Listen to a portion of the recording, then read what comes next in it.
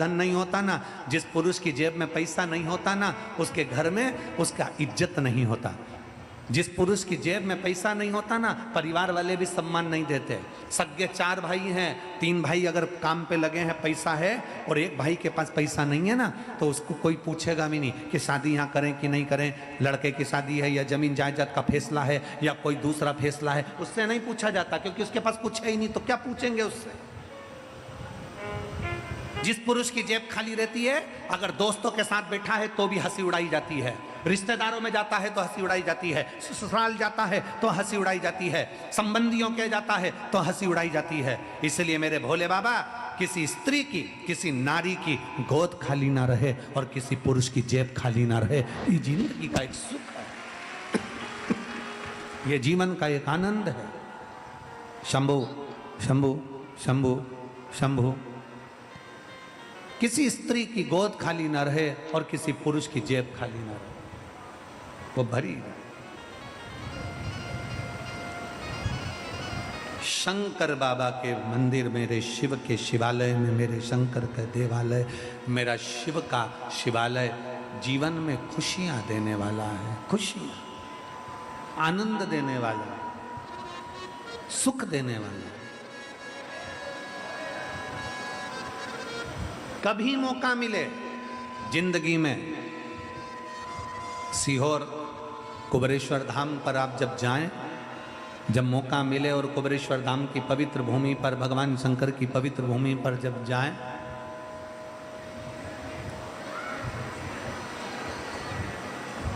भगवान शिव की चौखट पर जब जाएं, साउंड वालों की भी आदत होती है, अच्छा साउंड चलता रहेगा तो उसमें उंगली कर देते हैं कि गड़बड़ कर दूंगा।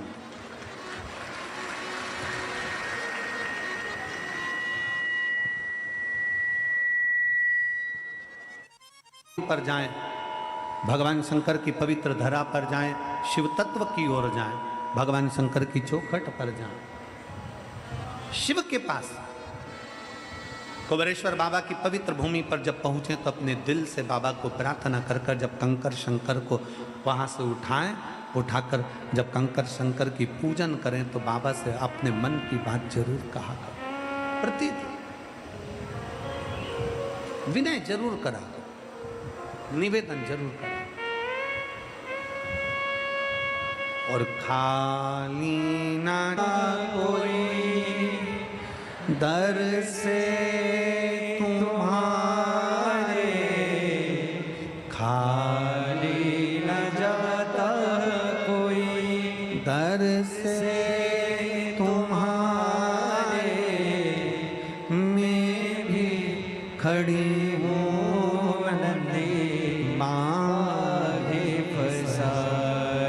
तालाब का, मानसरोवर का, पुष्कर का, कुरुक्षेत्र का, कहां कहां कौन सा जल शंकर को प्रिय है। शिव महापुराण की कथा कहती है शंकर को भाव का जल अति प्रिय है। शिव को भाव का जल चाहिए।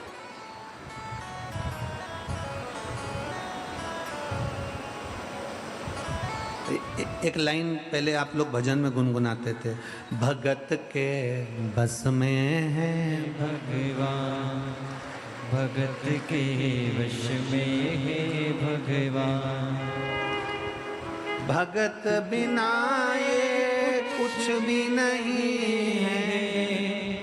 भगत के चरण पखारना है, चरण धुलाना है, मेरे को आपके केवल चरण धुलवाना है और चरण धोने का मुझे आज्ञा दीजिए, मैं आपके चरण दूं, मुझे आज्ञा करो, चरण धोने की आज्ञा दो।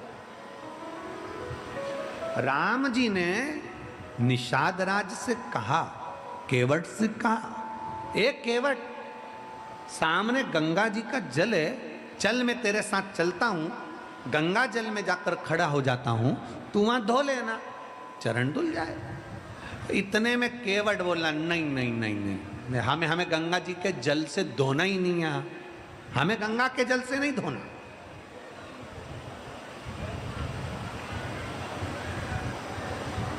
हमें गंगा के जल से तुम्हारे चरण धोना ही नहीं है। तो भगवान राम जी ने पूछा, कौन से जल से धोएगा? जो शिव महापुराण की कथा कर रही थी वही मेरे राम जी ने केवट से कहा है। बहुत ध्यान लगा कर सुनना। हमने कई बार कथाओं में कहा मंदिर का जल लेकर मंदिर में मत चढ़ाओ। बोला कि नहीं बोला? जम के बोलो जरा। मंदिर में से पानी भर लिया, मंदिर की बाल्टी में से जल भर लिया और भगवान को चढ़ा दिया ना। शिव महापुराण की कथा कहती है अपने घर जाओ, घर से लोटे में जल भर कर लेकर आओ। जब घर का जल लाकर चढ़ाओगे तो शिव उसको स्वीकार करेगा। केवट क्या करा है? केवट ने कहा नहीं प्रभु, मैं गंगा जी के जल से तुम्हारे चरण नहीं छूऊंगा। तो फिर जल कहां से लाएगा? इतने में केवट कहता है मैं जल अपने घर से लेकर आऊंगा, अपने घर से। तो राम जी केवट पर हंसकर बोले तेरे घर में जो जल है वो कहां का है? केवट बोला ये गंगा जी का ही है। ये गंगा जी का ही। तो फिर घर के जल में और गंगा के जल में क्या अंतर आ गया? केवट कहता है ये तो गंगा अविरल बह रही है, धोए तो कोई धो ले, पर घर जाऊंगा, घर जाकर अपने हंडे में से, मटके में से, अपने मटके में से, अपने हंडे में से, वो मेरे घर का हंडा मटका है, उसमें से मैं जब जल भर कर लेकर आऊंगा तब मैं आपके चरण पखारूंगा तो वो जल साधारण नहीं होगा, गंगा के जल से भी प्रबल हो जाएगा। जिसने रामचरितमानस सुनी है, जिसने रामायण पढ़ी है, केवट अपने घर गया, घर जाकर अपनी पत्नी को आवाज लगाया कठोता कहाँ है? कठोता जानते हो? जम के तो बोलो जरा, जानते हो? कठोता मतलब आटा उसनने का बर्तन, पात। हमारे यहाँ सीहोर में उसको परात कहते हैं।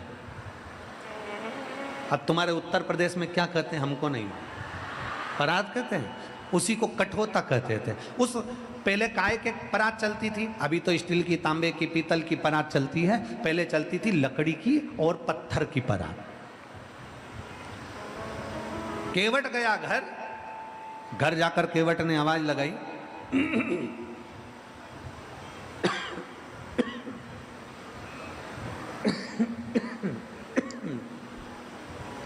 घर जाकर केवट ने आवाज लगाई और केवट ने घर जाकर जब आवाज लगाई पत्नी को, सुनती है? धर्म पत्नी ने पूछा क्या हुआ? केवट ने आवाज लगाकर कहा कठोता कहाँ है? कठोता। पत्नी बोलती वो रखा। केवट बोला ये तो पत्थर का है, मेरी दादी के हाथ का कठोता कहाँ है? दादी वाला? हाँ। वो लकड़ी का? हाँ। पत्नी ने पूछा क्यों? ये पत्थर के कठोते पे चरण नहीं धुला सकते जो लकड़ी का कठोता लेकर जा रहे हो? इतने में केवट कहता है अपनी पत्नी से तू समझती नहीं है, पत्थर के कठोते में चरण धुलाऊंगा तो पत्थर पे से पानी सूख जाएगा, लकड़ी के कठोते में चरण धुलाऊंगा तो लकड़ी पानी को सोख लेती है। जब जब आटा उसनेंगे अंदर से पानी निकल आएगा और अपन रोज तर जाएंगे। ये कृपा प्रभु।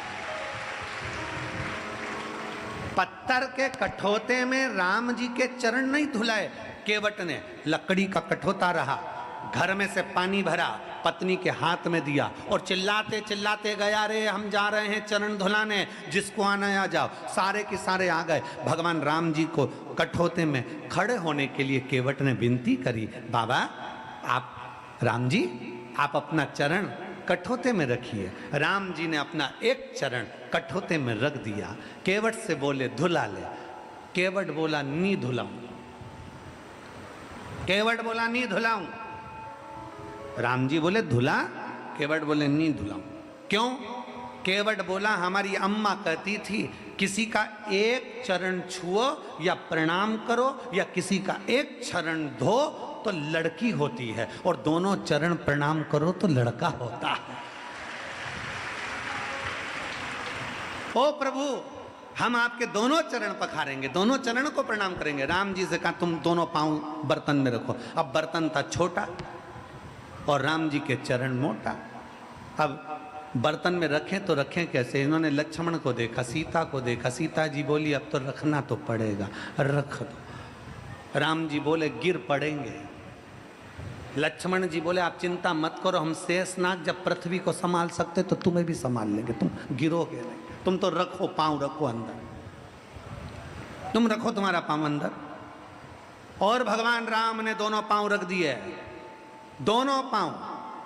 और रखने के बाद इधर से लक्ष्मण जी पकड़े, इधर से सीता जी पकड़ी। इतने में केवट बोला नहीं, टच नहीं चलेगा, हम कीपैड वाले हैं, टच स्क्रीन से काम ही नहीं होगा, आप तो इनको छोड़ो।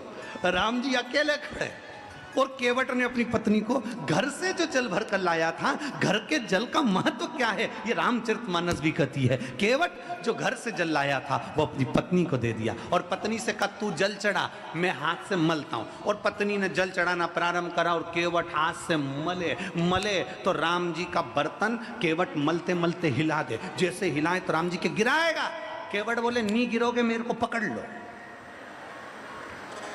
राम जी बोले अभी लक्ष्मण को पकड़ रहा था तो मना करा, सीता को पकड़ रहा था तो मना करा, और अब क्या करा, मुझे पकड़ लो। इतने में राम जी के पत्र को, बर्तन को फिर हिलाया, उस कठोते को जैसे हिलाया तो राम जी गिरते गिरते बचे। इतने में लक्ष्मण जी बोले भैया पकड़ लो। इतने में केवट का कंधा पकड़ा तो केवट बोला कंधा पकड़ोगे तो और गिर जाओगे, सिर पकड़ो सिर।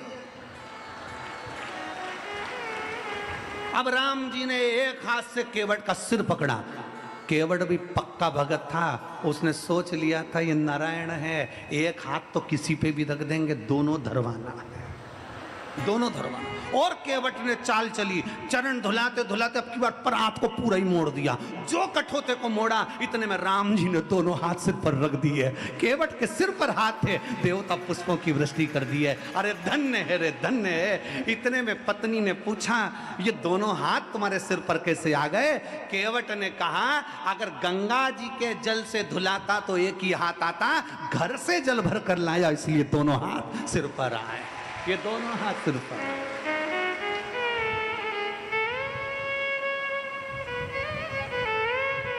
आप लोग अपने अपने घर से जल ले जाती हो मंदिर? जम के बोलो जरा, मंदिर का जल तो नहीं लेती हो?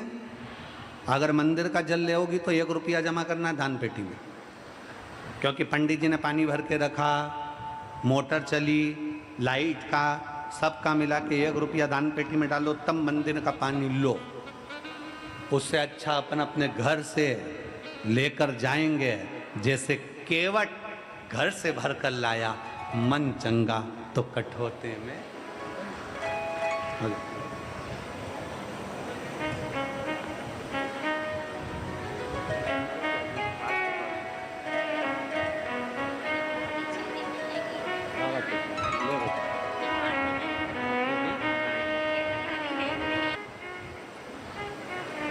शंकर करुणा सागर।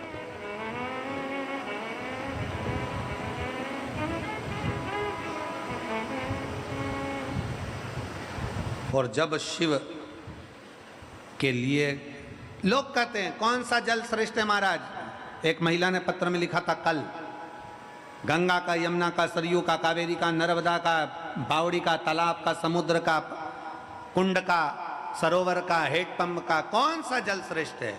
कौन सा जल श्रेष्ठ है? जम के बोलो जरा। भाव का जल, जो तुम हृदय से चढ़ा दो, तुम्हारे दिल से। जिस दिन तुम्हारा मन प्रसन्न होकर तुम भाव से अपने घर का जल भरकर जब बाबा के यहाँ चले जाओ, बाबा उस जल को स्वीकार कर लेता है। और जैसे ही तुम चढ़ाते हो जल, वैसे ही बदल देता है वो तुम्हारा कल। ये शिव की रीत है।